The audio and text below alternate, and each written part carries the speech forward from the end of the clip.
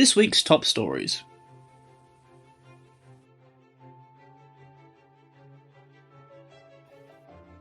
Delia Cannings elected new British Cleaning Council chair. The British Cleaning Council has elected Delia Cannings as its new chair at its AGM.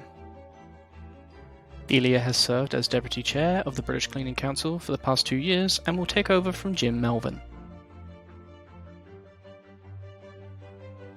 City of London Corporation adopts new net zero light pollution guidance. The City of London Corporation Planning and Transportation Committee will formally implement requirements that restrict how buildings are lit in the square mile. Developers will be required to submit detailed plans to minimise light pollution at the early stages of their planning applications. Great Portland Estate set to redevelop French Railways House.